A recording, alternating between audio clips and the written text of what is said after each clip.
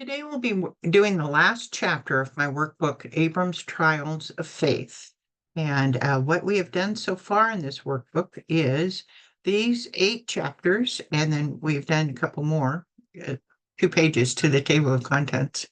We've gone from Abram's travel to the land of Canaan. He goes first to Haran and then down into Canaan.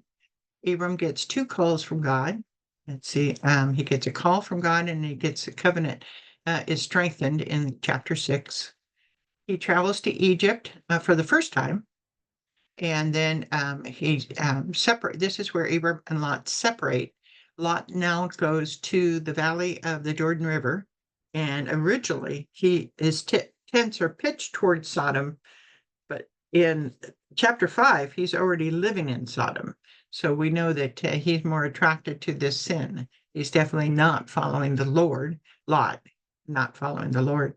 Then, because the Lord's covenant with Abraham does not specify when Abraham will have, who he will have the child from, the child of promise, Sarah takes it in her hands to make that happen by giving her servant Hagar as a surrogate mother to Abraham to have the child. And Hagar gets pregnant, it gives birth to the son Ishmael. Ishmael is now in chapter 8, he's 13 years of age, and God is now preparing Abraham's household for the birth of the line of promise. And by this, the circumcision is brought in for the first time in chapter 8. Then we've talked about Abraham's 3 visitors that come to visit Abraham. And this is when Sarah is also hears again, because that she will have a child within a year. And then at that time, 2 of those visitors, which are angels, go down towards the city of Sodom. And the Lord, which is the 3rd visitor, stays with Abraham. And in chapter 10, Abraham has questioned God about, are you going to truly kill the righteous with the wicked? And they come down to, if there are 10 righteous people in the city of Sodom, that God will not destroy the city of Sodom. And we believe that Abraham stopped there. Of course, that is a fraction, a very small fraction of the whole people in the city of Sodom. May have stopped there because he was thinking of Lot and his family. We believe. Now we come to the last chapter. Sodom and Gomorrah are destroyed. Now, this is not a chapter that should be given to children. This is the reason why I don't put mine as for children. So just a warning here. We'll be talking about some things that children shouldn't necessarily hear about. So we'll go to chapter 11.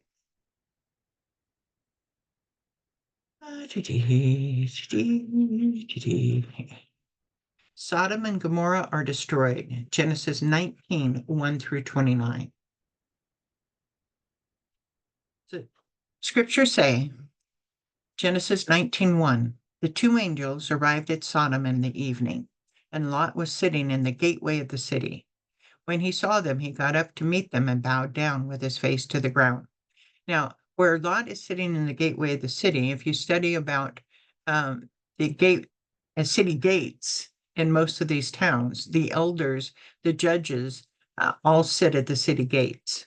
And that's where they confer, and that's where they make discussions and arguments. And that's where they hear and resolve disputes. So he is probably known in his city as being an elder and been there for a while. So what 2 creatures arrive in Sodom? 2 angels. And the reason why I say creatures is that they're not human anymore. They are definitely angels. We know 2 angels arrive in Sodom. They're still look and dressed like humans. And angels can look like humans. How were they identified when they first came to Abraham with the Lord? 2 men dressed in white, 3 men dressed in white. It is like the writer hid their identity for the first story until we came to the conclusion of who they were. And then, since we know who they are, shows who they really are when they arrive in Sodom. Okay, makes sense? What time of day did they arrive in Sodom? In the evening. Who is sitting at the gateway of the city? Lot is. The gates of the city were where business and commercial activities would happen, and also where judicial decisions were made. By sitting here, we know that Lot has gained some judicial or business standing in the city, most likely judicial, as we will see later. 4. Notice the gradual progression of acceptance of sin by Lot. In Genesis 13, 10 through 11, Lot saw the Jordan plain was beautiful, was fertile. Let me just look and make sure that I do it just the way I was, well watered like the garden of the Lord. Let's make sure we have the answers correct here. Genesis 13:12, Lot pitched his tents towards Sodom. That is, his entrance was towards Sodom. Genesis 14:12, Lot was living in the town of Sodom. In Genesis 19:1, Lot is sitting at the gateway of Sodom. What did Lot do when he saw the two men? He came over and bowed low to them with their face to the ground. Does Lot have any evidence that these two men are more than just men? Other than their attire, I don't know that he does.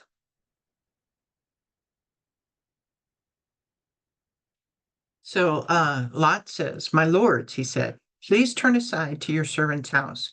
You can wash your feet and spend the night and then go your way early in the morning." "No," they answered, "we will spend the night in the square." But he insisted so strongly that they did go with him and enter his house. He prepared a meal for them, baking bread without yeast, and they ate. Okay, so we see a lot of things going on behind the scenes here. And let me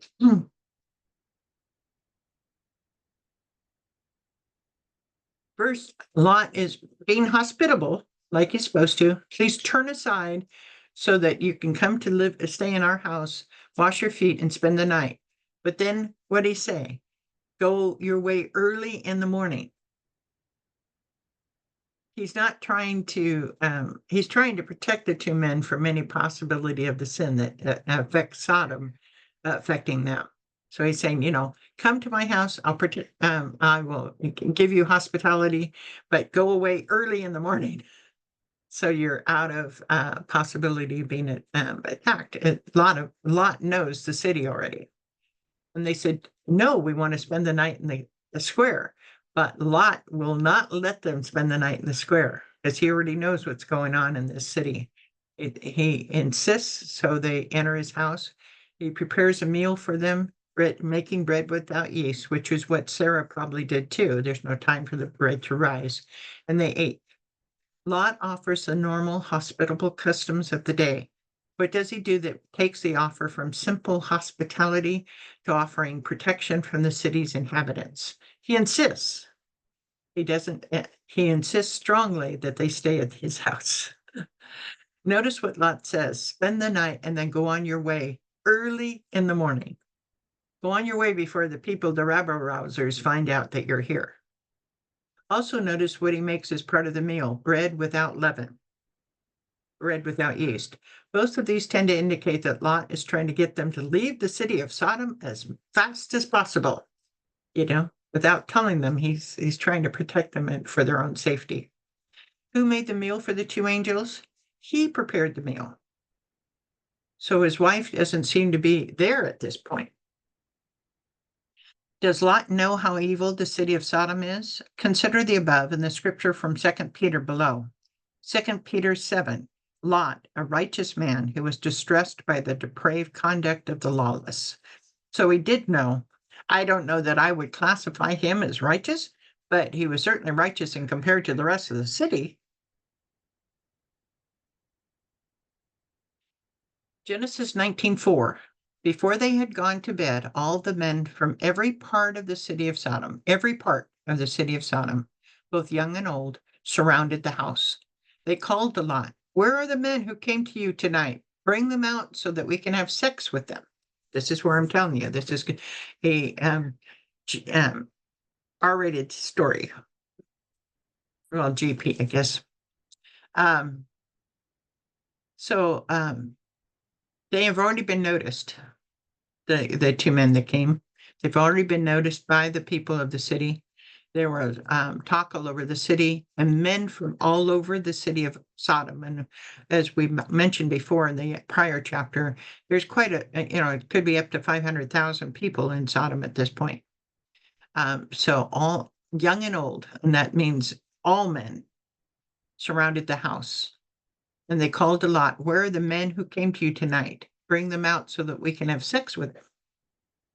So it isn't like, so we have homosexuality here, but we also have the concept of rape here as well, okay? Not just homosexuality, but rape, okay? Where do the men that surround the house come from? Every part of the city of Sodom. Is it the same evening that the two angels had arrived in Sodom? Indeed it is. Is there an age limit on the men that surround the house? No, young and old. What does that tell you about how pervasive the sin is throughout the city? It's very pervasive.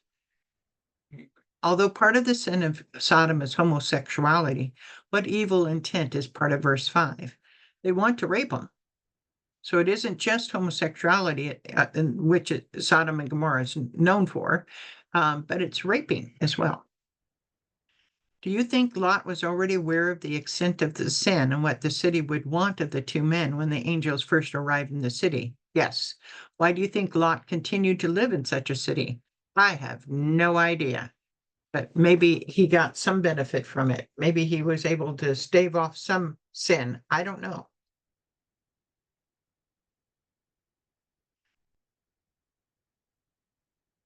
But scriptures continue. Genesis 9:6. Lot went outside to meet them and shut the door behind him and said, "No, my friends, don't do this wicked thing. Look, I have two daughters who have never slept with a man. Let me bring them out to you, and you can do what you like with them. But don't do anything to these men, for they have come under the protection of my roof." Lot's compromise is ghastly. Let's see if we can make any sense of it. I don't see how you can make any sense of this, but I'm doing my best. Okay? What is special about these two daughters of Lot? They have not slept with a man before. The fact that they are untouched despite the evil of the city is a witness to Lot's faith. We know that they have to be at least 13 years or older, as they have two men betrothed to them that we'll meet in Genesis 19:14. No matter the hospitable rules of the day, do you think the custom would have included offering your daughter's virginity as protection for your guests? I think that's a bit extreme. I don't think that would happen. Lot had probably worked hard to keep the virginity of his daughters intact. Is this offer consistent with that? Absolutely not. After he's worked so hard to keep their virginity intact, to just offer them to the city, the men of the city? Does Lot have any indication that these two men are more than just human? Not yet. Do you think Lot already knows what the answer from these men outside will be so that he felt safe in offering his two daughters? Well, that might be the only way that to make any sense to this is that he already knew that they would turn down his two daughters. I don't know, but what was he going to do if they said yes? I don't know. In short, we just don't know. We just know there's really no justification for it. We really don't. Lot has weakness to his soul, and we will see that in a couple ways. So far, we've seen it in the fact that he lives in Sodom, an area of sin, and even though he's protected his daughters, he offers the virginity up. So that's just weird. So Genesis 19:9. "Get out of the way, our way," they replied. "This fellow came here as a foreigner, and now he wants to play judge." So this fellow, meaning Lot, came to our town as a foreigner, and now he wants to play judge. We will treat you worse than them. They kept bringing pressure on Lot and moving forward to break down the door. So Lot is trying to do everything, and he's not succeeding. There are many men to one, and they are going to tear down the door to get to those two men. What is the first problem the crowd of men have with Lot? He is a foreigner. He comes from another area. He is not them. Lot may have felt he had gained some influence. He was sitting at the gate, after all. But it was all nothing when the town wanted something.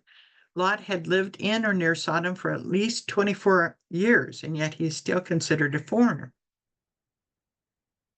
The crowd says that Lot wants to play the judge over their corrupt lifestyle. This is also why Bible scholars think that he may have been one of the city elders sitting at the gate. What do they threaten Lot with if he does not release the 3 new men to their desires? It's 2 new men, not 3. Sorry about that. 2 new men to his desires. They will treat him worse than them. So you hear again that they want to rape them. They don't want to just gently and romance them, which also means they did not have a good intent regarding the 2 new men in town. We are seeing Lot's secular choices have costly consequences. The lessons we learn from Lot are: 1, do not compromise God's standards to conform to the world or blend into it. That's what Lot did. 2, choose your spouse and friends carefully. Do not be misled. Bad company corrupts good character. Notice again, we still don't know where his wife is, or his daughters, actually, although his daughters are probably inside the house. 3, do not love the world more than God. Don't let the attraction of wealth, power, or praise cause you to strive for fleeting pleasure while neglecting your eternal spirit. So, what a problem. Let's see how it's resolved. Genesis 19:10. But the men inside reached out and pulled Lot back into the house and shut the door. Then they struck the men who were at the door of the house, young and old, with blindness, so that they could not even find the door. That is some blindness. Did the 2 angels help Lot? Indeed, he did. They pulled him back and closed the door. What did the angels do to the men at the door? It caused them to be blind, so blind they couldn't find the door. This would have been more than just blindness, but also confusion, as a blind man could find a door if they continued to search for it. It would be at this moment that Lot would have realized that these are not ordinary men. Imagine how the conversation in the house would have changed at this point. If you were Lot, what would your thoughts be now knowing that the 2 men inside your house are not just ordinary men, but from God? You would suddenly be in awe, in respect, fear. Just a number of things would go through your head when you realize angels are standing before you. As daughters, what would you think after your father, who had protected you from sin of the town, just now offered you to be raped and also to find 2 men who were angels in your house? Weird, to say the least. Upset with their father,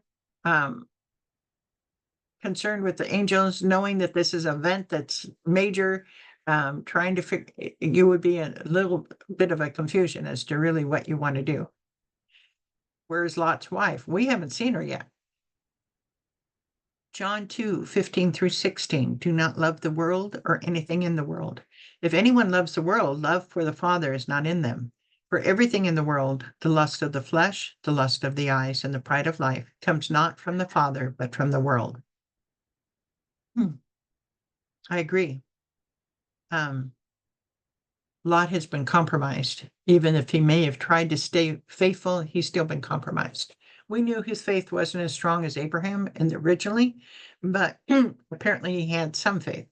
So it's definitely been compromised living in Sodom. The scriptures continue. 19:12, the 2 men said to Lot, do you have anyone else here, sons-in-law, sons or daughters, or anyone else in the city who belongs to you? Get them out of here, because we're going to destroy this place. The outcry to the Lord against its people is so great that he has sent us to destroy it.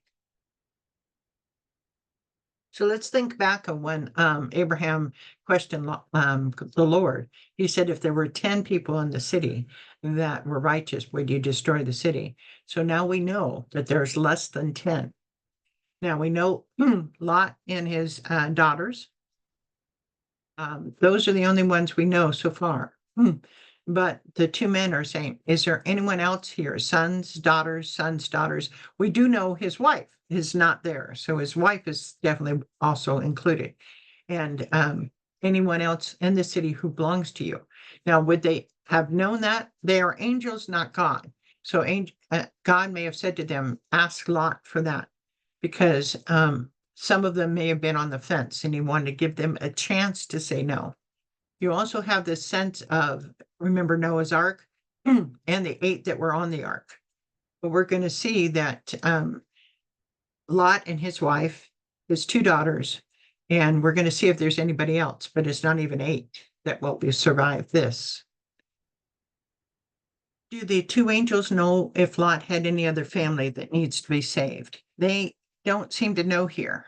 They need for him to go and find them. What was the minimum of righteous individuals in the city so that the Lord would not destroy it? 10. Abraham had thought that Lot's family would equal 10, but it doesn't.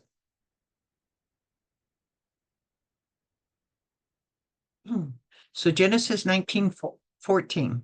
So Lot went out and spoke to his sons-in-law who were pledged to marry his daughters. He said, hurry, get out of this place because the Lord is about to destroy the city. But his sons-in-law thought he was joking. So this shows the faith of his sons-in-law were not towards God. The same night, Lot immediately goes out to find whom? His sons-in-law, that is the ones that are pledged to be married. So they're not really sons-in-law yet. My voice is going.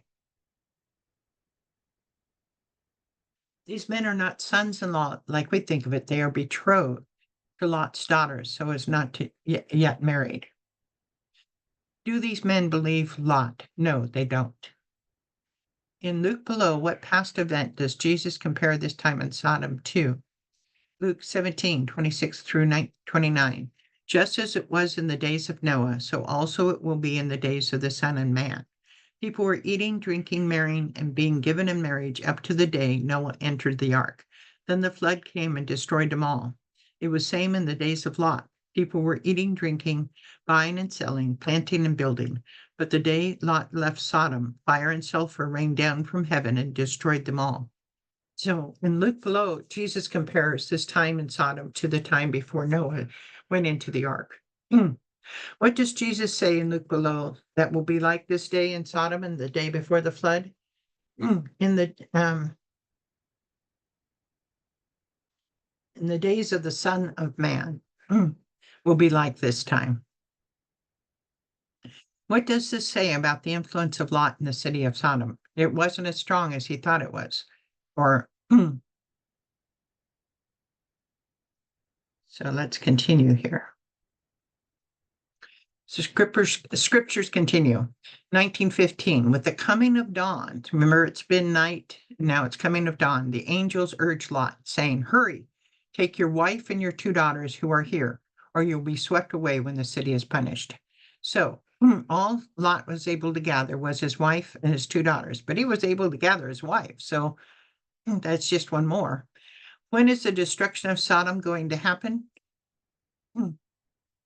The coming of dawn. So near dawn, near the rise of sun. Perhaps when people are awake, but before they go out into the fields of work. Who all is here with Lot in his home? His wife and his 2 daughters. This is one of the scriptures that give us the impression that Lot may have had more children that were not there, as perhaps joined the city. Your 2 daughters who are here gives us the impression that there might have been other children who were not here. If Lot and his family did not leave now, what would happen to them? They'd be swept away when the city was punished. Did the Lord promise Abraham that he would save Lot and his family? 1833. You can look that up, and while you're looking that up, I will see if I can find the answer. 1813. Okay. 1813.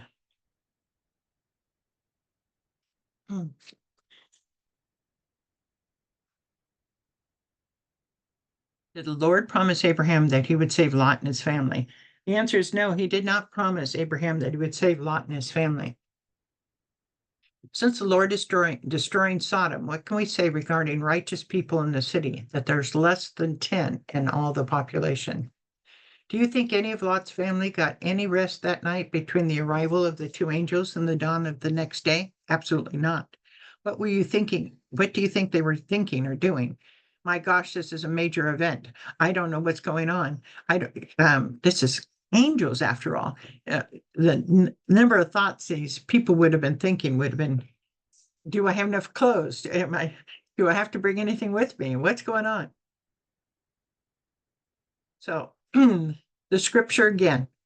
When Lot hesitated, the men grasped his hands and the hands of his wife and his two daughters and led them safely out of the city, for the Lord was merciful to them. So why is the Lord being merciful to Lot and his wife and two daughters? Knowing that Lot's faith is not as strong as Abraham's, probably because Abraham has prayed for Lot over and over again. So prayers of a righteous man availeth much. And they're probably being protected for that same very reason. Did Lot leave the city readily? No, he hesitated. He had things. He had his business. He had his house. He had all these possessions. Despite who Lot was, why do you think God was merciful to Lot and his family? Because he's related to Abraham. Here are some options that may be going through Lot's mind. Which ones do you think was true? A, he's leaving all his possessions and wealth behind. I believe that's true. I believe he was a bit materialistic for sure, I think. B, he has other children and friends still in the city. That's probably true. C, he doesn't see the urgency to have everything done immediately. He doesn't. No, most of us, when things happen, we're in shock. It's hard for us to move forward quickly. D, his daughters do not want to leave their future husbands behind. That's possible. That's very possible. E, his wife has things she wants to bring with them. Well, that's true. Any woman wants to bring as much as she can with them. 4, how far did the two angels lead Lot and his family? Safely out of the city. Looking at the scripture below, when the end of days come, what will that also be quickly? Matthew 24, 42, 44. Therefore keep watch, because you do not know on what day your Lord will come. But understand this, if the owner of the house had known at what time of night the thief was coming, he would have kept watch and would not have let his house be broken into. So you also must be ready, because the Son of Man will come at an hour when you do not expect him.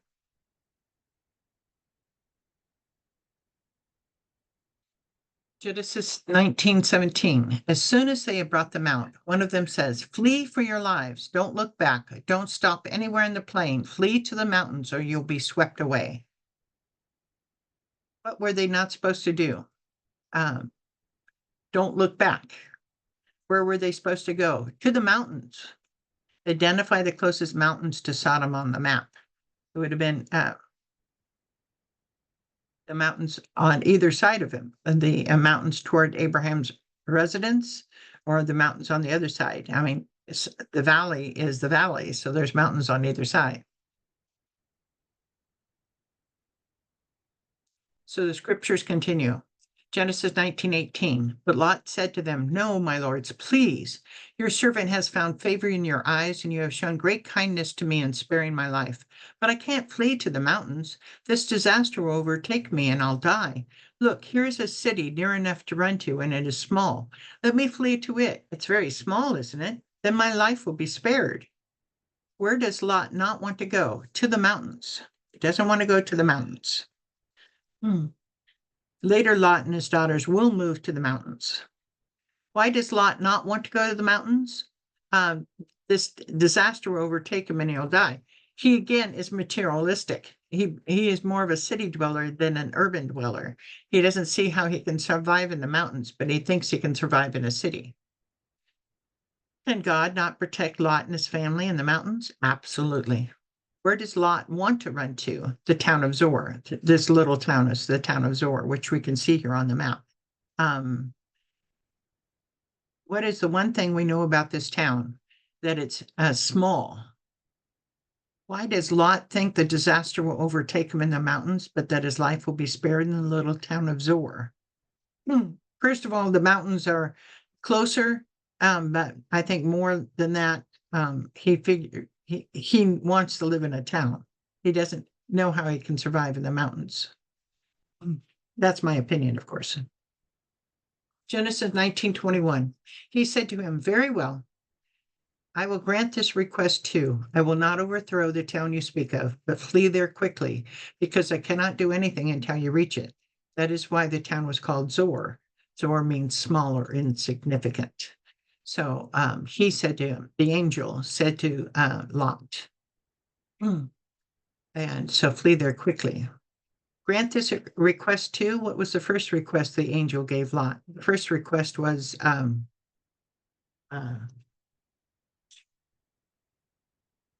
let's see. Um, let's see. See what it says. What did I say at that time? I believe the first request the angels granted was giving Lot time to get anyone else out that was known in the city.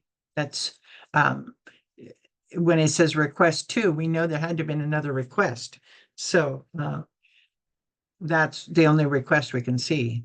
What is the destruction of the cities holding for?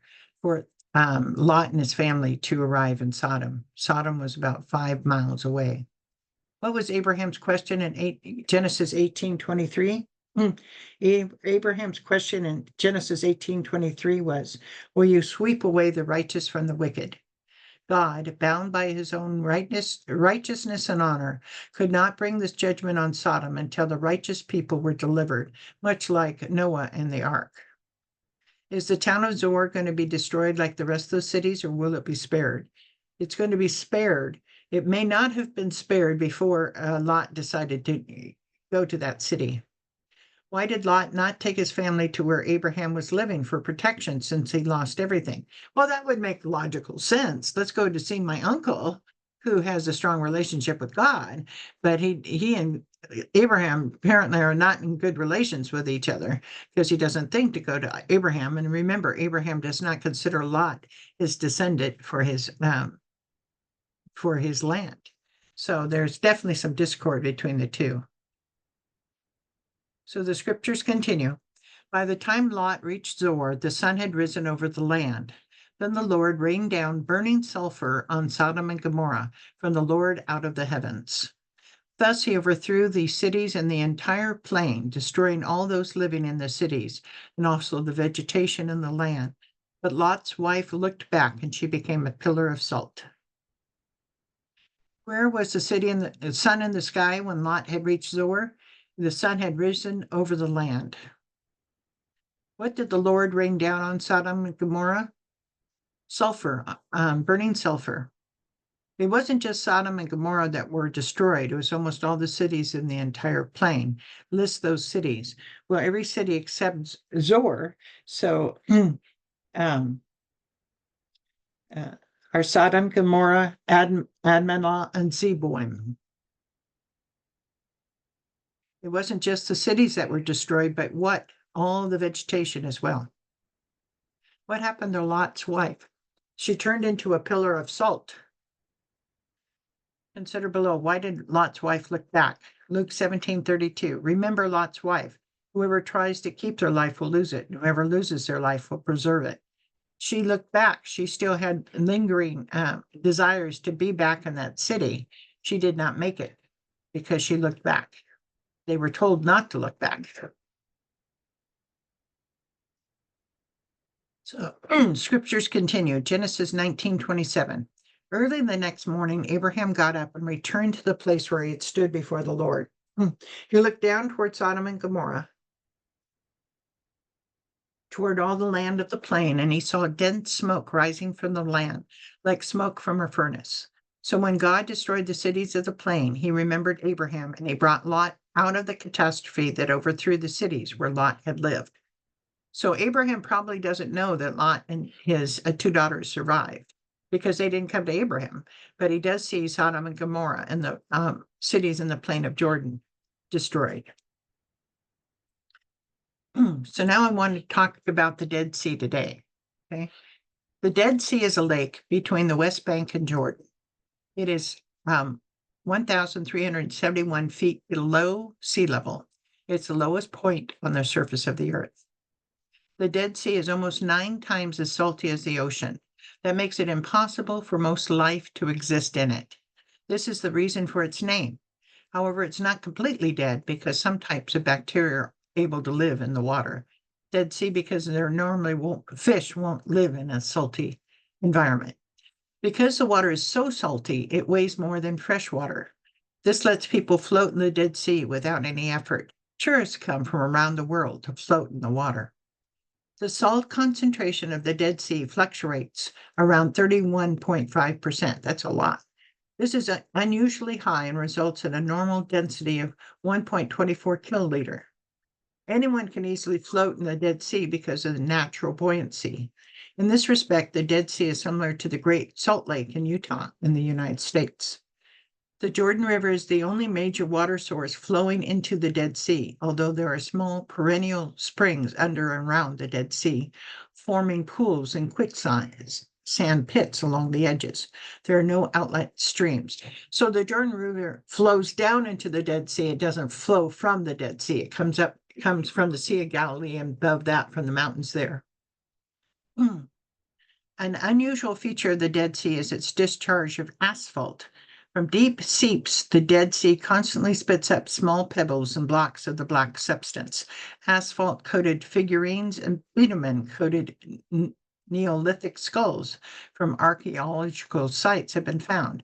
Egyptian mummification processes used asphalt imported from the Dead Sea region.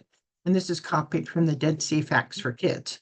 So basically, and we talked about the tar pits, and we talked about the tar pits, tar being used on the ark, and the fact that the people escaping from these cities when they were being attacked, some of them fell into the tar pits. So we already heard about the limestone tar pits that existed in and around the Sea of Galilee, the Dead Sea. So those are just some facts about the Dead Sea I thought you'd find interesting. So now I've finished this book on Abram, and the next book in this series is on Abraham. So thank you for joining in this Bible study with me. Have a great day.